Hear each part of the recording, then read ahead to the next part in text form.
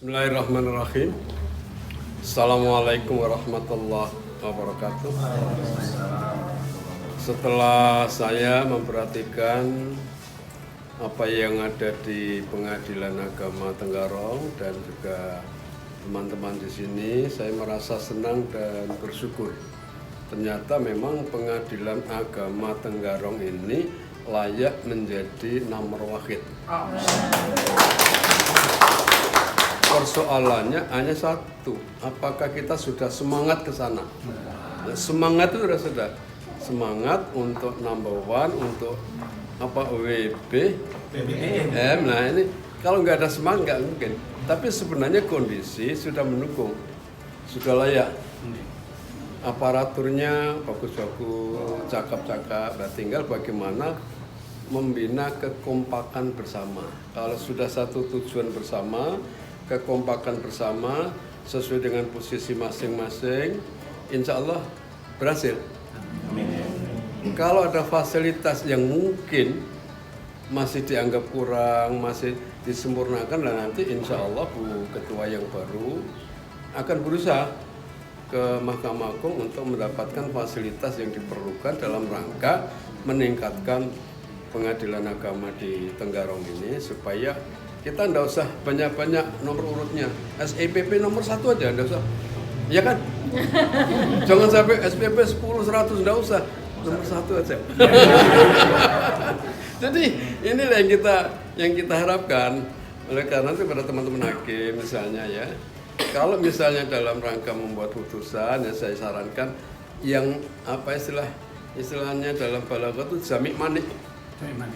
Jami' itu apa yang harus ada, singkat dan harus masuk. Mana yang tidak perlu nggak usah. Misalnya kewenangan, ya kalau sudah jelas kewenangan nggak usah masuk, nggak apa-apa. Kecuali kewenangan itu disengketakan baru dimasukkan.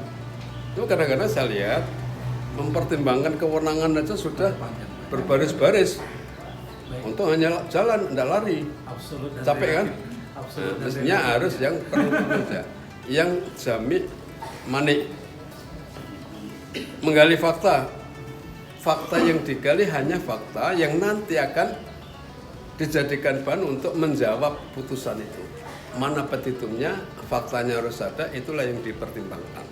Dengan cara begitu, insya Allah tidak terlalu lama kita membuat putusan. Kalau toh mau ada pembaruan, silakan. Tapi pembaruan itu harus didasari dengan peraturan baru atau pendapat baru atau teori baru yang bisa dipertanggungjawabkan secara akademik dan secara yuridis. Kalau sudah yakin ini benar, jangan takut nanti kalau dibanding dipersalahkan oleh hakim tinggi. Nah, kadang-kadang hakim tinggi itu malah belum belajar. Lebih suka belajar kita yang masih di daerah ini, di bawah ini.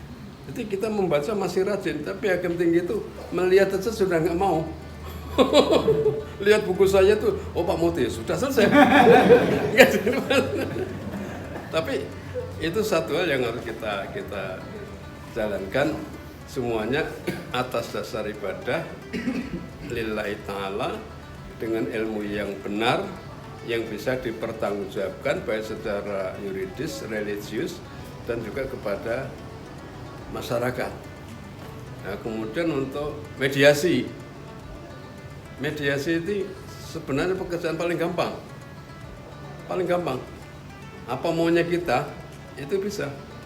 Kalau sekedar pembagian harta bersama waris yang sudah jelas, itu kalau bisa mediator itu jangan terlalu aktif membagi, tapi serahkan pada masing-masing. Cuman kita yang memandu. Ibu apa? Oh istri, ya istri itu bagiannya sudah tahu. Kemudian ini anak sudah tahu anaknya berapa. Nah, menurut 174 KI kalau ada istri, ada anak, yang lain tidak dapat. Kecuali ada orang tua, ayah dan ibu. Nah, sekarang bagaimana supaya sama-sama menikmati? Jangan menggunakan angka 1/2, 1/6, tidak usah. Kerelaan mereka apa? Kita lebih suka menggunakan 183 pembagian secara damai, itu lebih menguntungkan daripada itu Bu kamu terlalu banyak bagiannya, kamu laki-laki sedikit, tidak bisa. Apalagi kalau objek itu tidak bisa diukur dengan separuh, sepertiga, tidak bisa. Yang bisa itu kan cuma uang. Kalau uang bisa, angkanya jelas. Tapi kalau tanah, belum tentu tanah yang 50 meter ini harganya lebih murah atau lebih daripada yang 100. Kan posisi tanah juga beda. Nah, dalam hal ini maka keadilan sosial yang kita terapkan, bukan keadilan normatif. Nah, itu dimediasi, itu lebih leluasa. Lebih usahakan selesaikan semua persoalan itu lewat mediasi dan berikan peran kepada para pihak untuk menyelesaikan masalah sendiri. Hakim atau mediator itu hanya memandu saja. Memang salah satu syarat mediator itu, kalau bahasa kerennya harus pintar merayu para pihak supaya mereka mau bermediasi. Yang ini ayo, itu tidak apa-apa bahasa begitu. Komunikasi dengan para pihak, jangan menggunakan bahasa formal, saudara, bapak, ibu. Kadang-kadang mereka nggak suka. Orang itu akan lebih suka dipanggil dengan namanya atau dengan sebutan yang dia mau. Mbak, Pak, ada juga yang dipanggil Mbak lebih senang karena udah tua. Jadi ini cara saya atau cara kita bagaimana pendekatan supaya ada komunikasi personal antara mediator dengan para pihak. Saya waktu masih muda dan sekarang juga masih muda sebenarnya. masih 20 yang mulia. Tambahin 50 katanya. Dalam sidang itu dulu belum ada mediasi, tapi dalam sidang saya sampaikan, Mbak, ini gimana nih? Enggak, nak, itu bukan saya, nak. Saya dipanggil nak, padahal hakim pakai toga. Tapi bagi saya tidak masalah. Karena Pak, mereka lebih percaya dan mau untuk kita ajak berdamai itu lebih suka daripada kita terlalu formal. Saudara penggugat, saudara tergugat.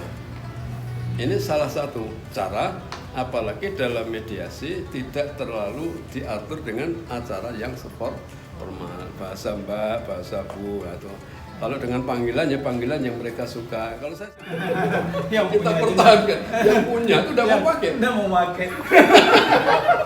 Apa ini mau dipertahankan? Iya, kita yang mau pertahankan. Cuman bagaimana istilahnya itu tasrihun bisa. Itu yang kita wujudkan. Tapi kalau yang punya sudah nggak mau pakai, kita pertahankan kan susah itu. Nah, tapi bagaimana supaya adil, supaya terawat semuanya. Nah, itu tapi juga lewat mediasi juga bagus nanti. Arahnya ke sana aja. Nah, tapi kalau memang masih bisa dipertahankan itu lebih bagus, lebih afdal lah.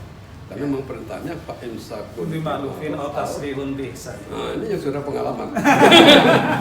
Pengalaman mengadil bukan pengalaman. Saya kira begitu kesan dan pesan saya kepada teman-teman semuanya. Silakan maju terus berjuang sehingga Tenggarong nomor wahid. PA Tenggarong top. Apa itu top?